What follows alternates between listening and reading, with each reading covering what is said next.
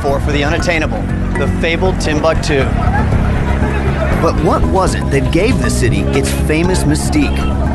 That's what I've come to find out.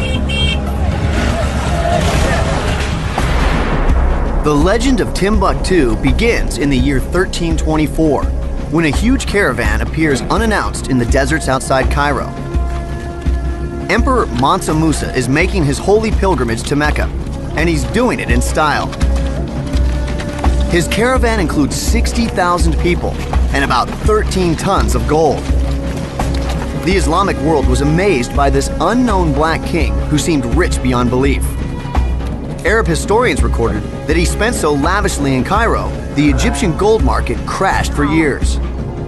Eventually, the stories reached Europe, spawning an obsession with Mansa Musa and his shadowy city of gold. A Spanish map from 1375 even shows the emperor sitting on his throne holding a nugget of gold. Over the years, many European explorers set off to find the mysterious Timbuktu, only to die trying. Some were overcome by the harsh conditions of the desert. Others met their fate at the hands of the fierce tribesmen of the Sahara. Meanwhile, the legend of Timbuktu and its elusive empire of gold continued to grow. I've heard all the legends, but I'm looking for the truth. So I'm starting my journey 500 miles southwest of Timbuktu in the heartland of Mansa Musa's Malian Empire. I want to find out if the African version of his golden story matches the Western one. Unfortunately, I can't rely on the written word. In this part of the world, that's not how they kept their history. But I have some options. I'm headed to the small village of Nafaji, just outside Bamako. Boubacar Belko Jallo, an author and expert on Malian culture, is taking me to visit a traditional oral historian, or griot. And right away, I learned something new. Boubacar tells me that in the West, he's known as Mansa Musa, but here in Mali, he's known as Kanka Musa, after his mother. Mansa was his title, meaning King of Kings. And I'm about to learn a lot more. That's the family of the king of the griots. The king of the griots. Yes. Lassana Kamisoko is one of the most renowned griots in Mali. His family goes back to the beginning of the Malian Empire, so the accumulated knowledge of centuries has been handed down to him. He's essentially a walking history book. Once the music starts, the words begin to flow. I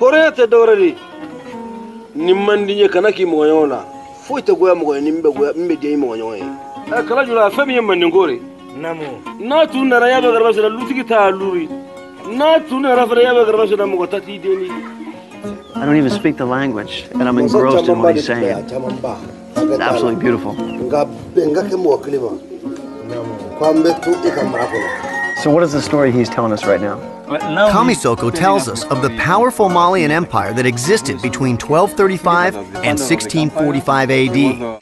At its height, it stretched from Senegal in the west to Niger in the east, covering an area larger than all of Western Europe. Only the Mongol Empire of Genghis Khan was larger at the time.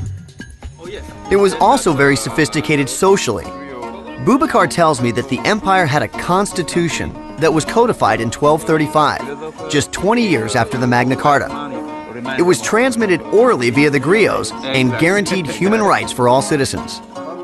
So in the West, we often think about the Magna Carta being the first human rights document, where it seems that the Malian Empire started it around the same time. It was a great empire here. Yes, around the same time. Yeah, that's correct. But that was an oral human rights document, so to speak, right? And not written. So many people don't know about that. Has he told us anything about the gold? Oh yes, he said there was a lot of gold here and it all left, went here and there. Yeah, he mentioned it. Could that be because of the pilgrimage of Kanka Musa? Of course, he will never mention Kanka Musa, but it's, Kanka Musa who took it. This is where the plot thickens. Kamisoko won't talk about Kanka Musa at all. Boubacar tells me there's a lot of anger towards the emperor in this area. His golden pilgrimage may have made him famous abroad, but it also emptied the treasury and nearly bankrupted his country. Kanka Musa is somehow of a taboo around here. The recent he's taking all the gold, away from this country. We could have spent nights and nights and nights listening to the king of Griot. We will never hear a mention of Kankou Musa. So even to this day, there are consequences for spreading the story of Kankou Musa. That's correct, because I heard the stories of people who are even killed because they tried to mention Kankou Musa. It's amazing to think that even now, 700 years later, just mentioning the man's name could get you killed. This is not at all what I expected to hear, but it's definitely time well spent. Kamisoko won't tell me the story of Kankou Musa, but he does tell Boubacar about a secret place that might help me learn more about him.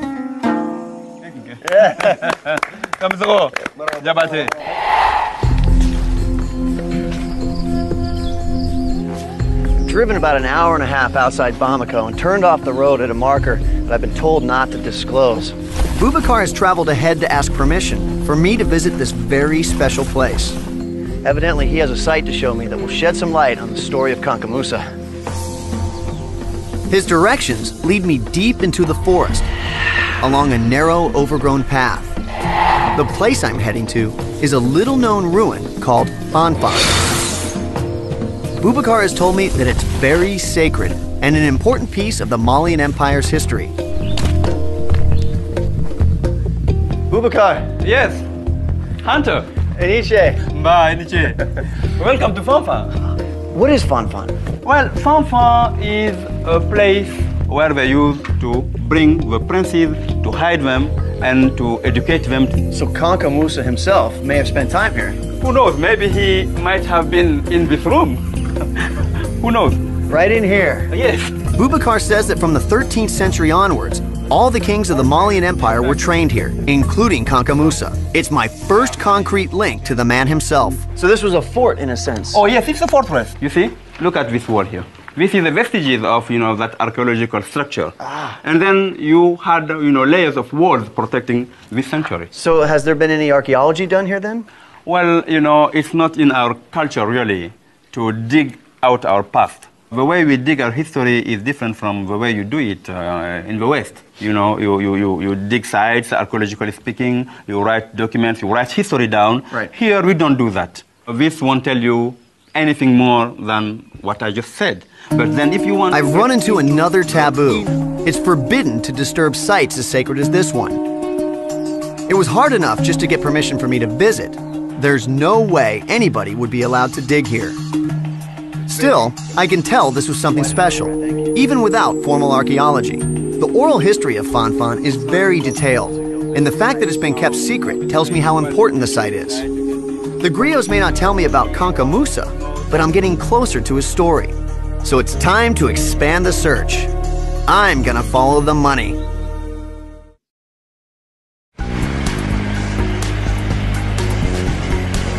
Like countless explorers before me, I'm searching for the gold of Timbuktu.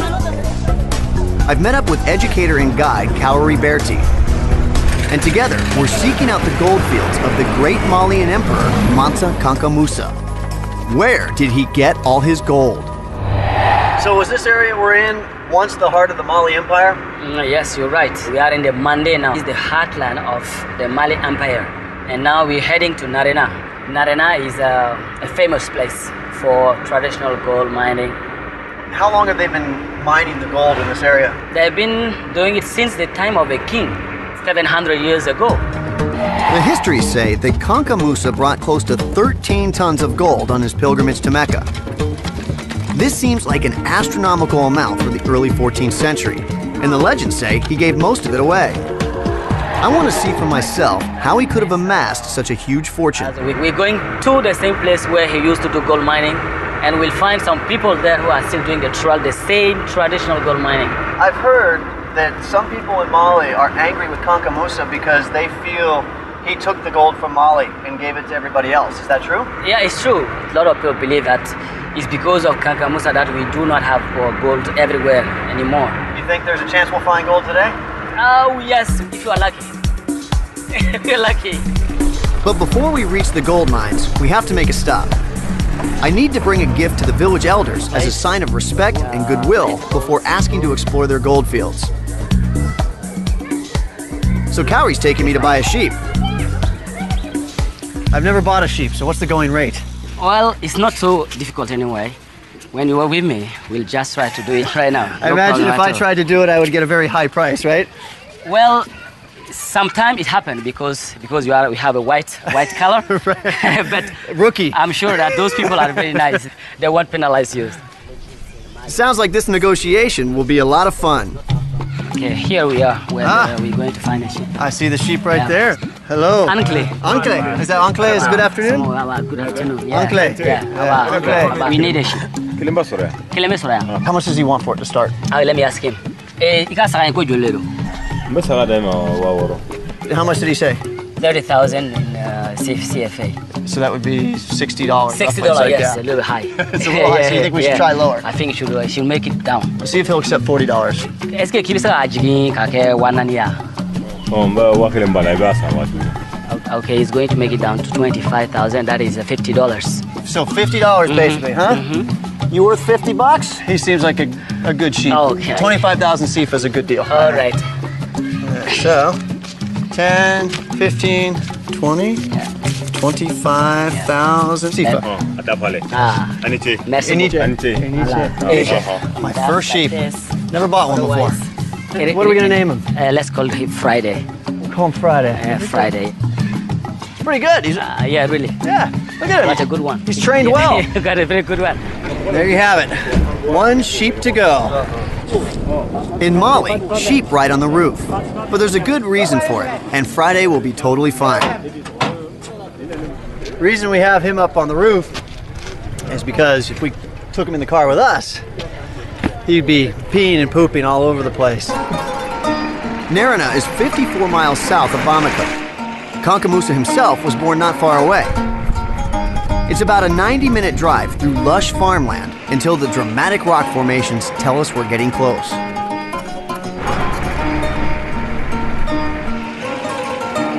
This is the gold mine right here, huh? We're getting closer. So, let me go up. Friday seems to have enjoyed the ride. All right. Got him? And the three of us head into the village to meet the elders. The tradition is that you should always hand it to the oldest person in the group. To the elder. To the elder, yeah. The men are here. Anche. Anche. Anche. It looks like Friday has paid dividends. So they agree now that you visit the place. Thank you very much. A miner named Kante agrees to show us the village's mining operation. Okay. He's the guide here, you know. I wasn't sure what to expect from the mines, but it definitely wasn't this. It's like a scene from another place and time. The mines are really just round shafts dug deep into the earth, just wide enough for a man to climb down into. And from the looks of the miners, the work is very hard and very dirty. The site is incredible. Hundreds of people are working dozens of mine shafts as far as the eye can see. Cowrie tells me there are countless mining communities just like Narina throughout southern Mali. As many as 200,000 people make their living working in the gold fields, just as they have for generation upon generation, going back even earlier than the time of Kanka Musa and his empire. This looks like a very busy hole here. Yeah, really. This must be a good one, right? Yeah, it has some. The yield around Narina is phenomenal. Cowrie says that people have been working this same field for nearly 50 years. When a shaft runs dry, the miners just move a few feet away and dig a new one. When the field runs out, the entire village may pick up, move a few miles away, and start again. The exact way it's being done right now would be the exact way that Kanka Musa did it hundreds of years ago. Same thing. Exactly the same, no change at all. Just old ropes and buckets. And yes, that's it. What's the largest amount that someone has found in one day before, do you know? A few weeks ago, a woman got about 10 ounces in a day. That's thousands of dollars. Yeah, sure. In one day. Yeah. Cowrie tells me that even today, gold is Mali's most valuable export, to the tune of 60 tons per year. Most of that total comes from industrial mining, using modern heavy machinery. But still, every year, miners produce several tons of gold by hand using the same techniques their ancestors did 1,000 years ago. That's enough for me. I want to experience myself what it took to gild an empire. All right, well, do you think we're going to get lucky? Sure, I'm sure. You sure? Yeah. We have Climbing down into the mine shaft seems a little risky, so I have a few questions. Do any of these holes ever collapse? Oh, well, it happens, especially during the rainy season. And I'm going down there. Yeah? You're not helping me out here. I mean. But these people make their living doing this every day. To really appreciate what it's like, I've got to go underground. Okay, he said that it is very hot inside. Why does that not surprise me? Treasure. It's hot, huh? You need to take off your shoes. Okay. Yeah.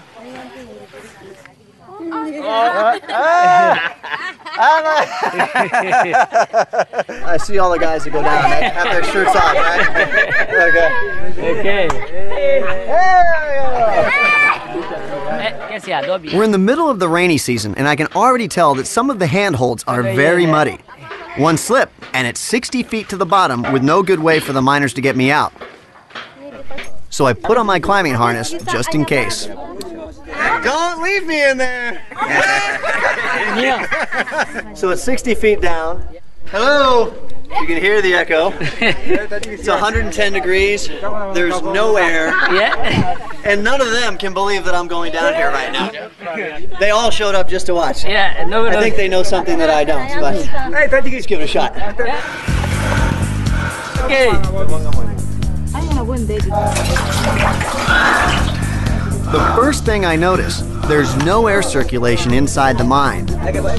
As I descend, it becomes much harder to breathe, and my head begins to ache from the lack of oxygen. This is not an easy job. It's slippery. It's gonna get even worse if it's raining. So I'll continue on down. So here I am at a hole 60 feet underground. It's about 2.5 feet wide. And I'm in knee-deep mud. And there's water everywhere. These are the stones they look for down here that tell them that they're at the layer where the gold is. So they will scrape away at the wall here, fill up this bucket, and then haul it to the surface.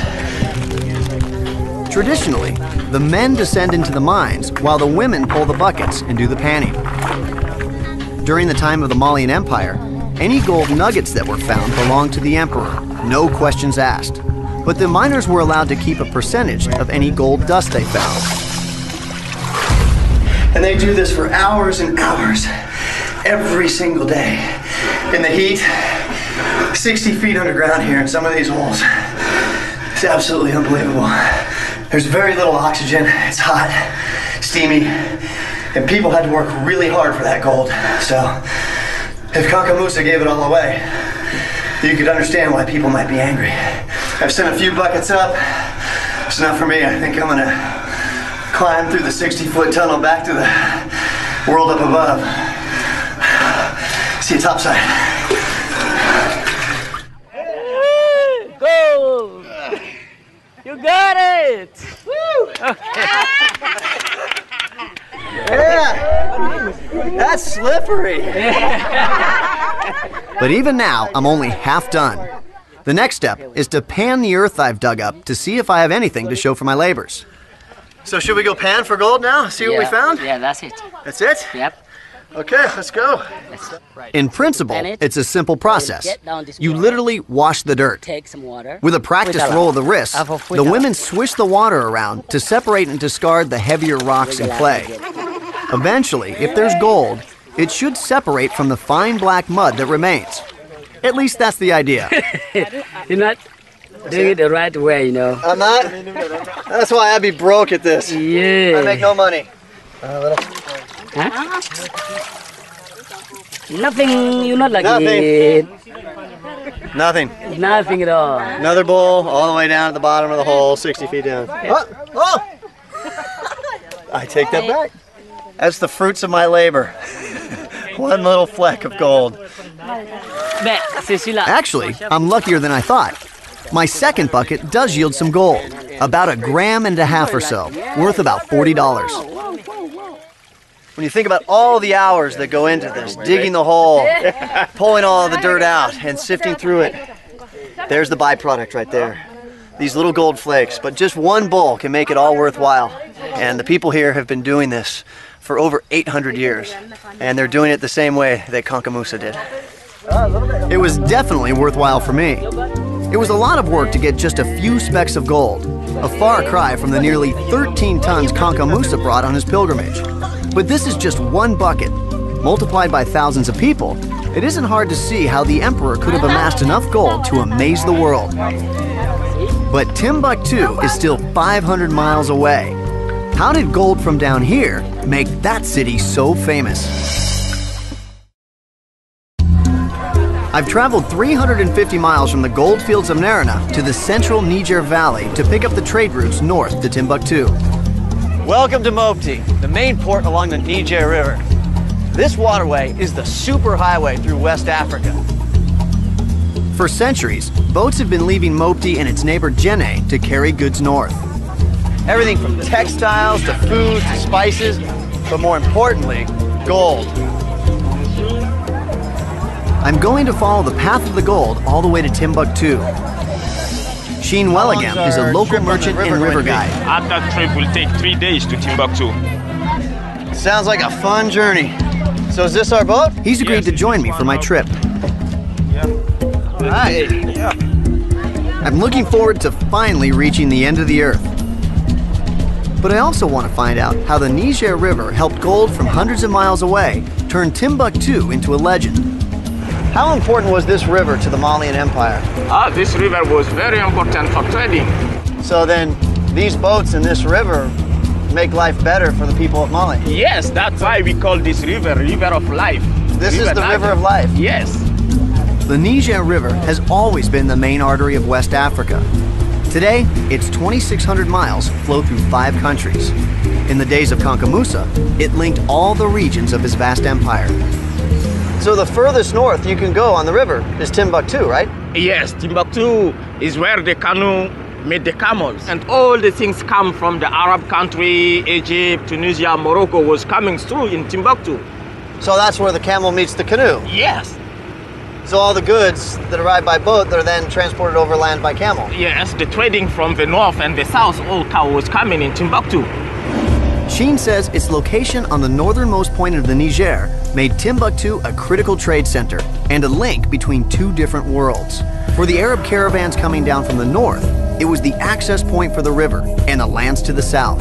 For the goods coming up the river, it was also a port to the vast ocean of sand that led to the cities of the Mediterranean. So basically, it's the gateway to another world. Yes, but this trade and the cultural interaction that came with it made Timbuktu a very wealthy and cosmopolitan city. As we move further north, I can see the evidence of this mixing.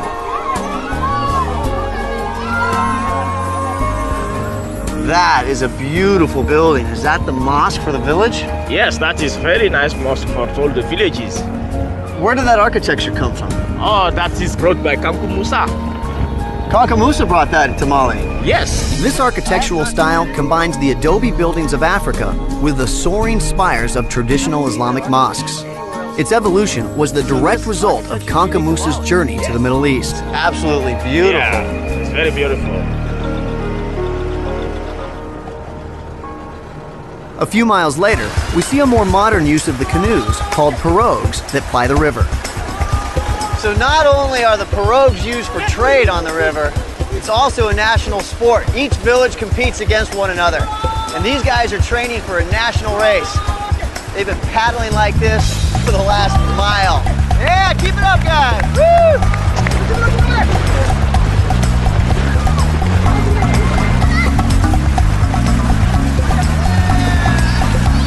Sheen says that these boats are all made by hand, using wood that itself is traded upriver. They're a smaller version of the cargo boats that travel up and down the Niger, and their design hasn't changed at all in hundreds of years. Kanka Musa himself may have witnessed a very similar scene back in the day.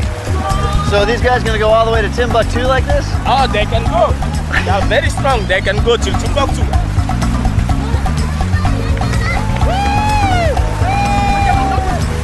Yeah,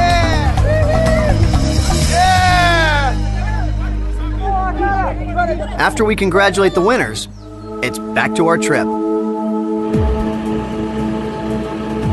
We have 230 miles to cover between Mopti and Timbuktu, so we have lots of time to experience life on the river.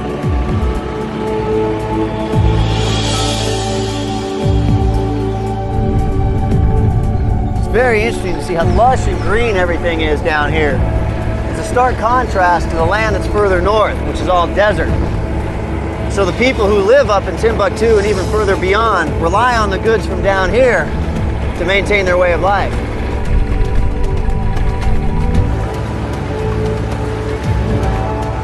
Look at the size of that boat and how many people and goods are on board that.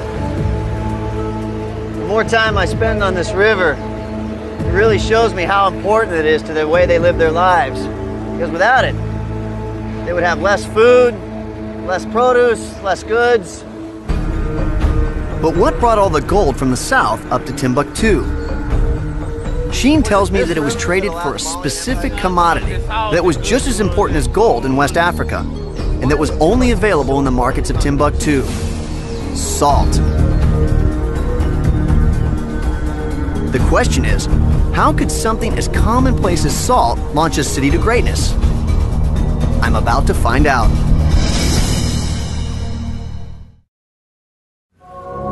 After a long journey, I've finally arrived in the middle of nowhere. The first thing I can tell you about Timbuktu is that it definitely lives up to its reputation as being remote. It took me 3 airplanes just to get to West Africa. Then there was the 4x4. I spent 3 days in a boat on the Niger River, and I just did this last little portion on foot, and I'm finally here. But after all I've been through, it's not what I expected. It's hard to imagine this dusty outpost was ever a bustling center of trade. I find it difficult to believe that something as mundane as salt could build an oasis of gold in the middle of the desert. I need to get a better understanding of why salt is so important in West Africa. This looks like a good place to start. Maintaining a healthy salt balance can be challenging in such a harsh climate. Dehydration is a constant concern. This much I know from experience. But I don't know enough about the particular health issues here in West Africa. Dr. Yes. Hey, how are you? I'm fine, thanks. Yes, I am. Dr. Dawn Kamara is a former physician for the Peace Corps here in Mali. I'm hoping she can fill me in. So I know from personal experience that the balance between electrolytes and water in your body in the desert is very important. But are there any other things here in West Africa that would make that very critical? Oh yeah, here in West Africa and especially in Mali, there's lots of diseases, things like malaria, typhoid fever, a lot of gastrointestinal illnesses like amoebiasis, giardiasis, all of which will ensure that you lose water and salts.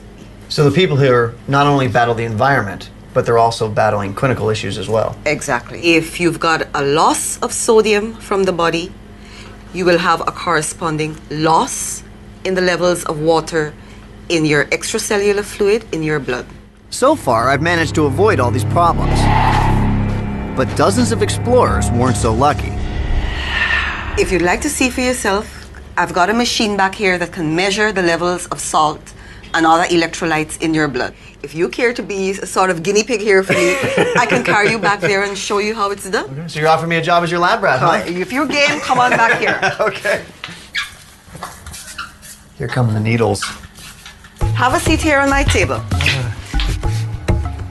Relax. You're good with having blood drawn? Oh yes, yeah, I only You're not pass going to out pass like out. 90% of the time. Let this not be one of those times. Now's the point where you want to close your eyes, for those of you who are squeamish. All right, here we go. In your hands. Okay. Excellent. Painless. Press hard. All right. Here I've got one of the panels that are used in the machine. This is what you use to test your blood. Oh, and it fans out. It fans out on its own. It's kind of like a biological DVD, huh? Exactly. It's what they call spectrum analysis. I'm very interested to see how this turns out. Yes. Ah, analysis complete. Ah, there we go. Let's see what your reading says here. As you see, this gives you the levels of sodium, potassium, your chlorides. So it looks like I'm falling within the range of a normal, healthy individual right now. That's so. Calcium. My salt levels are fine, which is not surprising. I'm healthy and I haven't been here long enough to pick up any illnesses. All you need to do is... But in a landlocked country like Mali, salt is a commodity that no one can take for granted. And as I'm about to find out, it's still at the very center of life here. A way of life that's barely changed since the time of Kanka Musa. I love driving in the desert. I'm heading out into the Sahara Desert north of Timbuktu. I'm with Ali Old Sidi, director of Timbuktu's cultural mission, and we're looking for one of the few remaining salt caravans. Already here. This is great, right at sunset. And we've been expecting. The Tuaregs, nomads from the deep desert, have run these caravans for centuries. The camel, you know, is a good friend. Oh, definitely out You may here. spend 2 weeks without drinking water. That's good to have when it takes 2 weeks to get here. And all the camels were carrying these giant salt slabs here. Each of them is carrying between 3 and 4 pieces. How far have they traveled? They travel. Ali tells me the caravans travel to Timbuktu from a place called Taudeni, deep in the Sahara over 400 miles to the north. There, an ancient lake bed contains a staggering 7 million tons of salt. The slabs are hacked right out of the earth, just as they have been since the Middle Ages. As the sun sets, we're invited to join the Tuaregs for tea and spend the night. It's a beautiful morning out here in the desert, but it's time to get to work. Oh, Help them. yep. They work so fast. This is your first time, don't mind? The salt slabs weigh about 60 pounds each, and we pile them on. That's a lot of salt. You see, it's heavy. That's heavy. Yeah. Getting a little unruly back there. That's 240 pounds of salt this right camel. there. Is there any way to taste this? Yeah. You just lick it? Yeah. Yeah? It's nutritious, yeah. How did you find it? Is it strong? Tastes half like salt, half like camel. Most caravans today number about 40 camels. But Ali tells me that at the height of the salt trade, they could stretch into the thousands. In those days, salt was said to be worth its weight in gold. In fact, it was often called white gold. The trade caravans from the Mediterranean would pick up salt on their way to Timbuktu to increase their profits and to exchange for Malian gold. But the caravans also brought something else of value: knowledge.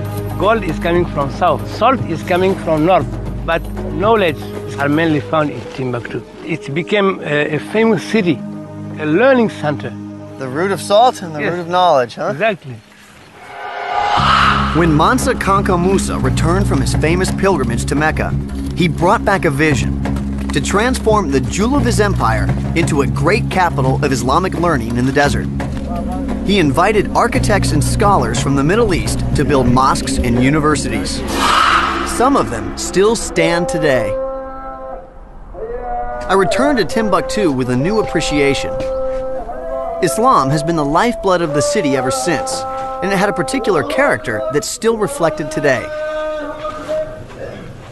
Philippe Royce, an expert in Arab and Islamic history, takes me to visit a traditional Islamic school, or madrasa, where I can see it for myself. Islam in West Africa is very tolerant, and there is not the kind of problem you can find in other Islamic countries. Today, the word madrasa makes many people think of terrorist training camps full of hate. Here in Timbuktu, it couldn't be more different. The boys and girls in this school are studying together, following in the city's long tradition of tolerance and diversity. Philippe next takes me down the street to the Sankori Mosque to show me the full expression of this tradition. During the Middle Ages, this was the Harvard or Yale of the Muslim world. And after Kanka Musa's pilgrimage to Mecca, didn't Timbuktu just grow tremendously? Yes, exactly. And how many people were we talking about? There was about 100,000 people. And how many of those were scholars? Quite a part of them. 25,000 25,000, yeah. So, I mean, this was a city of great knowledge then. Yes, absolutely. It was absolutely incredible. It is unique, I think, in the world. The city developed such a reputation that scholars came from all over the Muslim world to study not only Islam, but astronomy, mathematics, history, and medicine. By the mid-16th century, Kanka Musa's dreams had come true. Timbuktu rivaled Cairo and even Mecca as a center of learning, boasting over 150 schools. But if the golden age of Timbuktu is long gone, Philippe tells me that some of its treasures do remain. I came to West Africa to unravel the legend of Timbuktu, the lost city of gold of the great Malian emperor Kanka Musa. I found the gold fields far to the south, where thousands still mine the same way their ancestors did in the Middle Ages. But I learned that the most valuable commodity in this ancient land is not yellow gold, but white, the rock salt that travels to Timbuktu from deep in the Sahara Desert. All this wealth helped Timbuktu grow into one of the intellectual capitals of the Muslim world. At its height, this was definitely not the middle of nowhere. And Philippe Royce tells me that the city's greatest treasure can still be found. But it's not what I might expect. Abdelkader Haidara is a scholar, the patriarch of one of Timbuktu's oldest families. So where's he taking us right now? He's going to show us his treasures. Treasures? Yeah, they are all preserved in this room. Wow, I'm definitely intrigued. Wow, look at all of that. It's a lot of treasure. What's ever in there? Boxes. Simple boxes. Boxes full of treasure, I'm thinking, Yeah. huh? Well, whatever's in here is heavy. Yeah, it's heavy.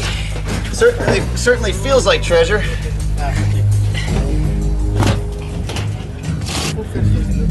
Ah oui? Une autre So we encore? can pull another one out? Yeah. More treasure.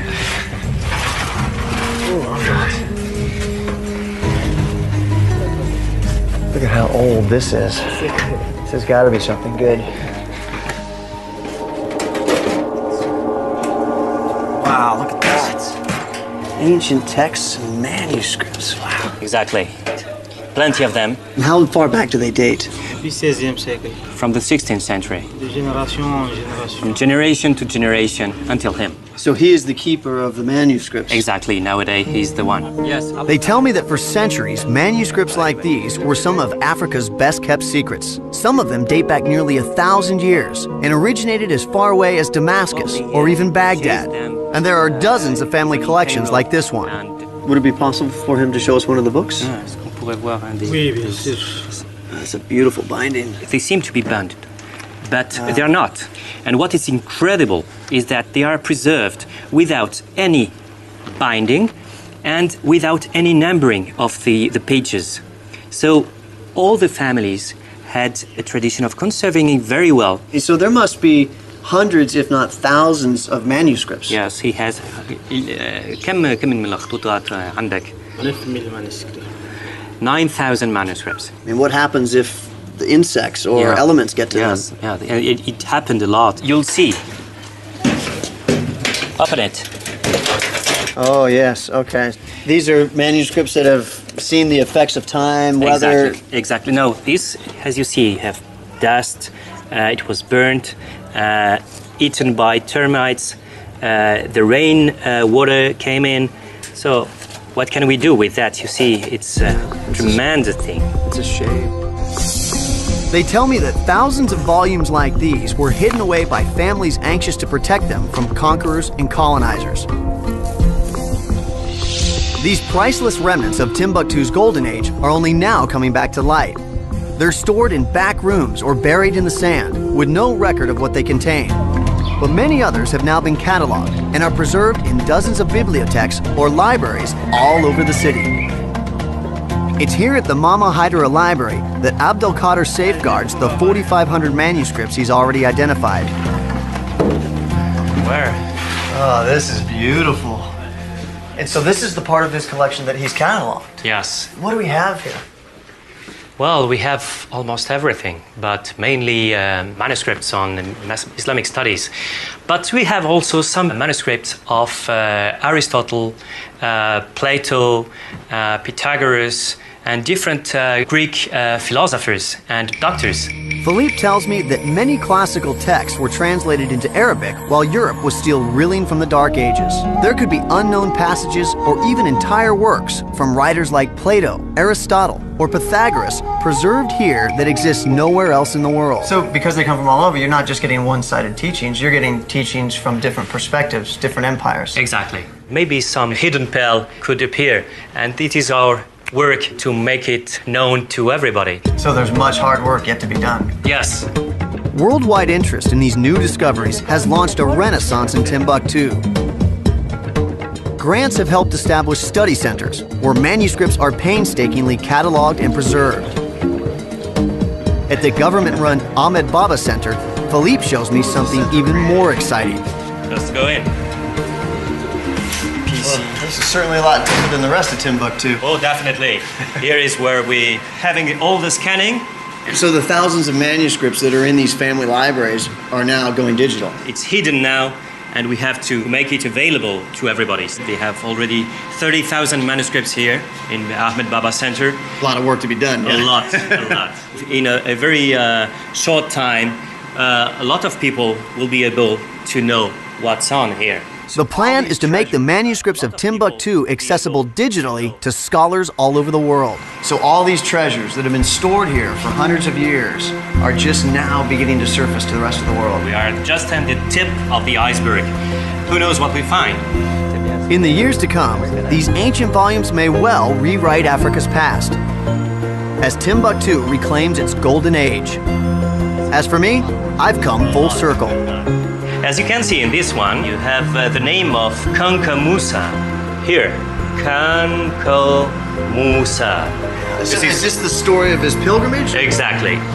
Kanka Musa's own story is right in front of me, as written here in Timbuktu in the 16th century. I think it's safe to say that the emperor would be very proud. Never mentioned Kanka Musa, but it's Kanka Musa who took it. This is where the plot thickens. Kamisoko won't talk about Kanka Musa at all. Boubacar tells me there's a lot of anger towards the emperor in this area. His golden pilgrimage may have made him famous abroad, but it also emptied the treasury and nearly bankrupted his country. Kanka Musa is somehow of a taboo around here. The recent, he's taking all the gold, away from this country. We could have spent nights and nights and nights listening to the king of Griot. We will never hear mention of Kanka Musa. So even to this day, there are consequences for spreading the story of Kanka Musa. That's correct, because I heard the stories of people who were even killed because they tried to mention Kanka Musa. It's amazing to think that even now, 700 years later, just mentioning the man's name could get you killed.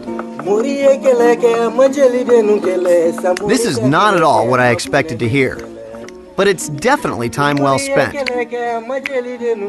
Kamisoko won't tell me the story of Kanka Musa, but he does tell Boubacar about a secret place that might help me learn more about him.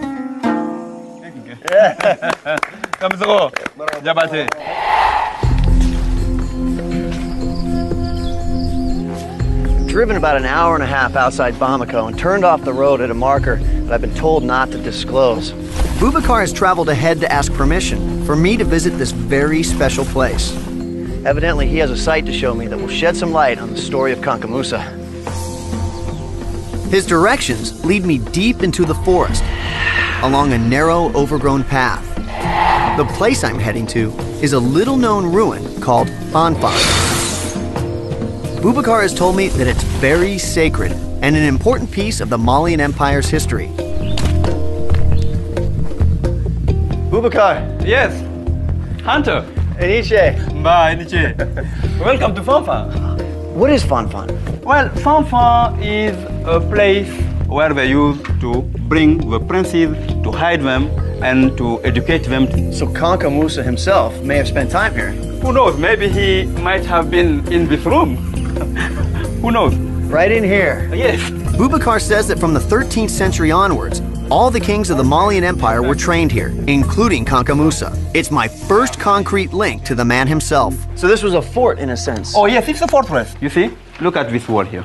This is the vestiges of, that archaeological structure. And then you had, layers of walls protecting this sanctuary. So has there been any archaeology done here then? Well, it's not in our culture really to dig out our past. The way we dig our history is different. For the unattainable, the fabled Timbuktu. But what was it that gave the city its famous mystique? That's what I've come to find out. The legend of Timbuktu begins in the year 1324, when a huge caravan appears unannounced in the deserts outside Cairo. Emperor Mansa Musa is making his holy pilgrimage to Mecca, and he's doing it in style.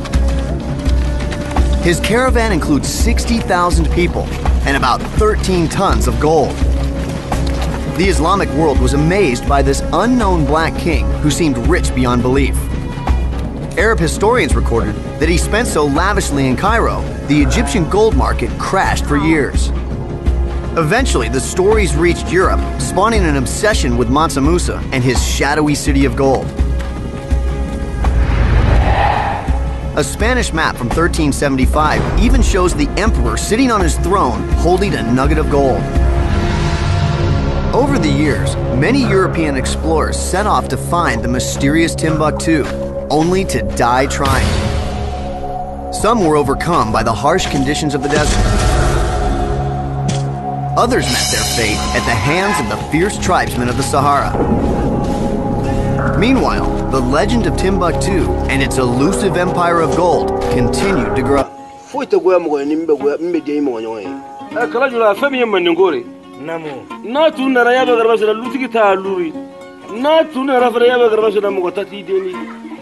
I don't even speak the language, and I'm engrossed in what he's saying. It's absolutely beautiful.